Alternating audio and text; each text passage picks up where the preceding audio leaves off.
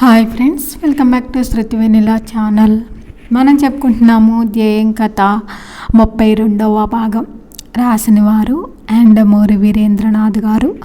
Before వీడియోలో ప్రేతం దాత్రి గురించి శ్రీలక్ష్మికి తెలిసి ఆమెను కొట్టి ప్రేతమ్మ వాళ్ళ ఇంటికి శ్రీలక్ష్మి బయలుదేరింది వరకు చెప్పుకున్నాము.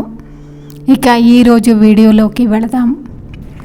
శ్రీలక్ష్మి వెళ్ళగానే తాగిన మత్తులో ఉన్న దాత్రి వాళ్ళ తండ్రి దాత్రి మీదకు వచ్చాడు. తాగిన మత్తులో తన కూతురు అని కూడా చూడకుండా అసలు జరుగుతున్నదంతా తెలుసుకునే ప్రయత్నంలో ఆ అమ్మాయి మెదడు మొద్దుబారిపోయింది.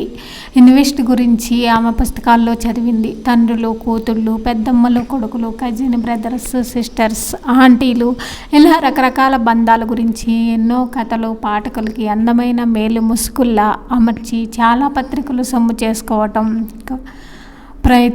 ప్రస్తుతం అతి సామాన్యమైపోతున్న ఈ రోజుల్లో ఆ అమ్మాయికి జరుగుతున్నది కథ కాదని వాస్తవమని తెలుసుకోవడానికి కొద్ది క్షణాలు పట్టింది. అంతలోనే అతడు ఆమెను దాదాపు ఆక్రమించుకున్నాడు. శరీరంలోని సత్తువంతా చేతుల్లోకి తీసుకొని దాత్రి తండ్రిని బలంగా వెనక్కి తోసింది. పూర్తిగా మత్తులో ఉన్న విష్ణు ఆ ఊపికి దాదాపు మంచం మీద నుంచి క్రిందికి పడిపోయాడు. కష్టం మీద నిభాయించుకుంటూ అతడు తిరిగి లేవబోతూ ఉండగా దాత్రి కాళ్ళతో బలంగా కొట్టింది. అతడు వెనక్కి విరుచుకు పడిపోయాడు. మళ్ళీ లేవలేదు. తగలరాని చోట తగిలి పడిపోయాడో, తాగుడు వల్ల కింద పడిపోవడంతో గుండె ఆగిపోయిందో తెలియదు, కానీ అతడిలో చలనం లేదు. నిమిషం తర్వాత అనుమానం వచ్చి దాత్రి మంచం మీద నుంచి క్రిందకి దిగి వంగి తండ్రిని చూసింది. అప్పటికే అతడి ప్రాణం పోయి 1 నిమిషం అయ్యింది. టెక్నికల్ కార్పొరేషన్లో వరోధిని ఉద్యోగంలో చేరి 20 రోజులు కావస్తుంది. ఇంటర్వ్యూ ఎంతో బాగా చేసిన నిఖితని కాదని మేనేజింగ్ డైరెక్టర్ ఆమెకు ఉద్యోగం ఇచ్చాడు. ఒక పెద్ద కంపెనీ కూతుర్ని పిలిచి ఉద్యోగం ఇవ్వటం రుక్మిణికి గర్వకారణమైంది. ఆ మూడ్లో వరోధినికి అనేక రకాలైన ఖరీదైన దుస్తులు కుట్టించింది. ఆ దుస్తుల్లో వరోధిని మరింత అందంగా కనపడుతుంది. రోజుకో డ్రెస్లో ఎంతో ఆకర్షణీయంగా తయారయ్యి ఆఫీస్కి వెళుతుంది వరోధిని. ప్రతిరోజు ప్రభాత్ కుమార్ ఆఫీస్లోకి అడుగు పెట్టగానే అతన్ని చూసి మనోహరంగా నవ్వుతూ గుడ్ మార్నింగ్ అంటుంది. అలా అనటంలో ఈ రోజంతా ఇక నేను నీ కోసమే అనే అర్థం స్ఫురిస్తుంది.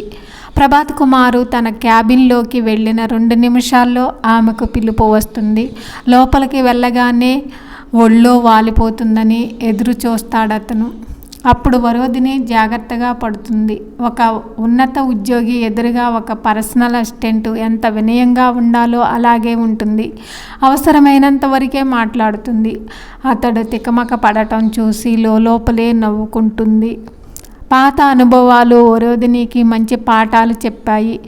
ఒక స్టూడెంట్ మోసం చేస్తే ఎదురుగా టెంట్ వేసి నిరాహార దీక్ష చేసి రుజువులు లేక ఫెయిలైన వరోధిని ఇప్పుడు తన పై అధికారిని చాలా జాగ్రత్తగా ఉచ్చులో బిగించటానికి ప్రయత్నిస్తుంది.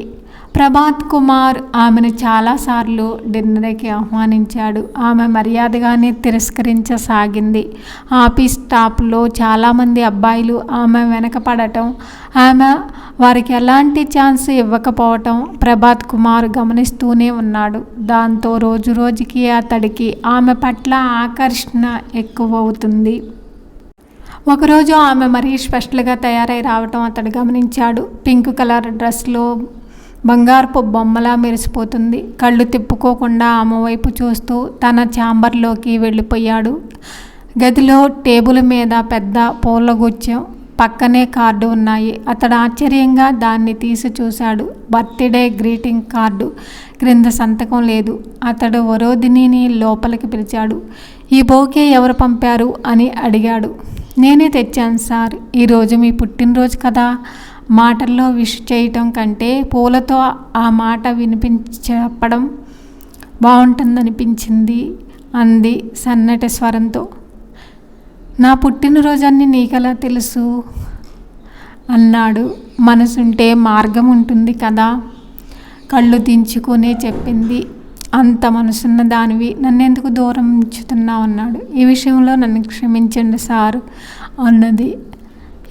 నిన్ను కేవలం మీకు దగ్గరగా ఉండి మిమ్మల్ని చూస్తూ గడపొచ్చని ఆశతో వచ్చాను అంది సిన్సియారిటీ ధ్వనిస్తున్న కంఠంతో. అతడు దాదాపు కదిలిపోయాడు. ఆమె కంటే అతడు 20 ఏళ్ళు పెద్ద. అంత పెద్దవాడిని ఒక అమ్మాయి నీ కోసమే నేను ఇదంతా చేస్తున్నానంటే అతడు IAS ఆఫీసర్ కానీ, ఆర్ట్ స్పెషలిస్ట్ కానీ, ఇంజనీర్ కానీ ఎవరైనా సరే తలముక్కలయ్యే అంత ప్రేమలో పడకేం చేస్తాడు. MA పాస్ అయ్యే వరకు ప్రభాత్ కుమార్ అతి సాధారణ మనిషి. తర్వాత సివిల్ సర్వీస్ పరీక్షలకి కష్టపడి చదివాడు. అతన్ని చదివించిన మామయ్య కూతుర్నే పెళ్లి చేసుకున్నాడు. ఆవిడ అనాకారి కృతజ్ఞత భావంతోనే చేసుకున్నాడు. కానీ ఆ తర్వాత అతడికి జీవితం పట్ల బాగా విరక్తి పెరిగింది. అతడి భార్యకి అతిథి పట్ల విరక్తి కాలింది. కారణం స్త్రీలు. ఈరోజు రాత్రి నువ్వు నాతో డిన్నర్కి వస్తున్నావు. నా పుట్టినరోజు నాడు నన్ను సంతోషపెట్టాలని నీకుంటే తప్పకుండా రా అన్నాడు. అలాగే సారా అంది వరోధిని. అతడు అదిరిపడ్డాడు. ఇంత తొందరగా ఆమె డిన్నర్కి ఒప్పుకుంటుందని అతడు అనుకోలేదు. దాదాపు 3 నెలల నుంచి కనీసం చిరునవ్వుకు అంగీకారంగా చిరునవ్వు సిగ్నల్ ఇవ్వని ఆమె ఈరోజు ఒప్పుకోవటం అదృష్టం అనుకున్నాడు. నాకు మధ్యాహ్నం పర్మిషన్ ఇప్పించండి అంది వినయంగా. ఆమెను చూస్తుంటే అతనికి మతిపోయింది. అతడు ఆమెను తన స్నేహితుడు ఫామ్స్కి తీసుకువెళ్ళాడు. దాదాపు 20 ఏళ్లుగా ప్రభాత్ కుమార్కి అమ్మాయిలతో శారీరక బంధం ఉంది. కానీ జీవితంలో ఏనాడు అనుభవించినంత ఆనందాన్ని వరోధిని అతడికి అందించింది. ఆ తర్వాత వరోధిని 4 రోజులు ఆఫీస్కి రాలేదు. 5వ రోజు ఉదయం ఆమె ఫోన్ చేసింది. ఏమైపోయావు అడిగాడు కంగారుగా. అతడి కంఠంలో ఉద్వేగాన్ని ఆమె గుర్తించింది. ఏమీ కాలేదు సార్, ఉద్యోగం రాజీనామా చేద్దామనుకుంటున్నాను అంది. వాట్, ఎందుకు అరిచాడు. ఆమె సన్నటి స్వరంతో చెప్పింది. మిమ్మల్ని చూస్తూ నన్ను నేను కంట్రోల్ చేసుకోలేను. అది మీకు నాకు కూడా సమస్య తెచ్చిపెడుతుంది. కానీ వరోధిని నువ్వు లేకుండా నేను బ్రతకలేను అన్నాడు. మీరు పైకి చెప్తున్నారు, నేను చెప్పలేకపోతున్నాను, అంతే తేడా. మనిద్దరం కలిసి ఉండాలంటే ఒకటే మార్గం ఉంది అంది. ఏమిటి అన్నాడు. పెళ్ళి. ప్రభాత్ కుమార్ అదిరిపడ్డాడు. 2 క్షణాల్లో అతనికి విషయం అర్థమైంది. వరోధినితో తను జీవితం గడపాలంటే అంతకన్నా మార్గం లేదు. కానీ తను మామగారు భార్య, అదే చెప్పాడు. దానికి ఆమె మార్గం చెప్పింది. మనం ఎక్కువ మందికి తెలియకుండా సీక్రెట్గా పెళ్లి చేసుకుందాం. నా వైపు నుంచి మీకు ఏ సమస్య ఉండదు. ఒక మాట మాత్రం నిజం ప్రభాత్, నువ్వు లేకుండా నేను బ్రతకలేను. మీ వల్ల నాకు సంతానం కలగకపోయినా సరే, ప్రపంచాన్నంతా ఎదిరించాల్సి వచ్చినా సరే, నేను అన్నిటినీ త్యాగం చేయటానికే నిశ్చయించుకున్నాను. తూచి మాట్లాడుతుంది వరోధిని. అన్నీ తనే అడిగిన అవతల నుంచి ఆ పర్సు వస్తున్నట్టు, అతనెంతో గొప్ప త్యాగం చేసి వాటన్నిటినీ ఒప్పుకుంటున్నట్టు సంభాషిస్తుంది.